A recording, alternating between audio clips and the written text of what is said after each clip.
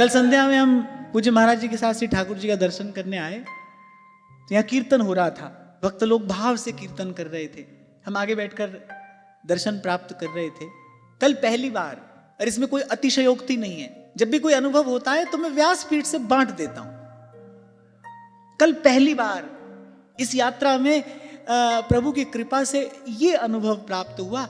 क्यों कहा कबीर जी ने, जो सुख है सत्संग में सो वैकुंठ ना होए।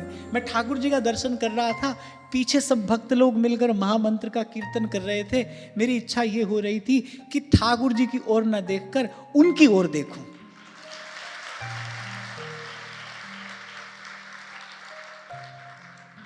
ठाकुर जी के चरणों में महाराज जी कृपा से हम बैठे थे। मेरी इच्छा ये हो रही थी यहां से उठकर जाऊं, उन भक्तों के बीच में जाकर इस नाम का कीर्तन करूं। कल पहली बार इस बात का अनुभव हुआ। मैं सोचा करता था वो कौन सा सुख होता है भाई, कहते सुनते तो प्रभु की कृपा से बहुत समय हुआ, पर वो कौन सा सुख होता है। आप देखिए श्री कबीर जी बड़ी दीर्घ काल तक इस धराधाम पर रहे, बड़ी लंबी आयु उन्होंने पाई। अंत में तो वो ये कहने लगे थे, अंत में वो विरह की पीड़ा इतनी प्रदीप्त हो गई थी, इतनी अधिक हो गई थी, वो कहने लगे थे, मास गया पिंजर रहा ताकन लागे काग,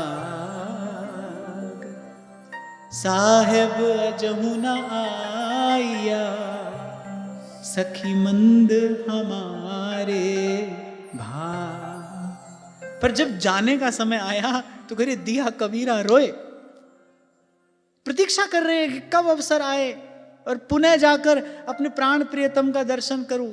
जहां मरने से जग डरे मेरे मन आनंद, कब मरी हो कब भेटी हो पूर्ण परमानंद। वो कहने वाले कबीर जब जाने की घड़ी आई तो करे अरे राम बुलावा भेजा, अब जाना पड़ेगा।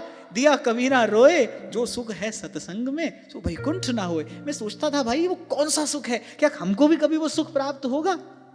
श्री उद्धव जी ने भगवान से कहा नहीं आप जाइए।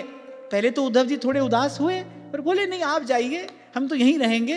करेंगे क्या, आपके भक्तों के संग बैठकर आपकी लीला कथा कहेंगे, सुनेंगे, आपके नाम का कीर्तन करेंगे। तो मैं कभी कभी सोचा करता था क्या हमारे भाग्य में भी कोई एक कण है उसका। और मैं कह रहा हूं क्योंकि सच्ची बात है। कल श्री राधा गोविंद देव की कृपा से मुझे पहली बार जीवन में अनुभव हुआ कि वस्तुतः इनके दर्शन, इनके सानिध्य से भी कहीं अधिक सुख भक्त के दर्शन में है, उनके संग में है।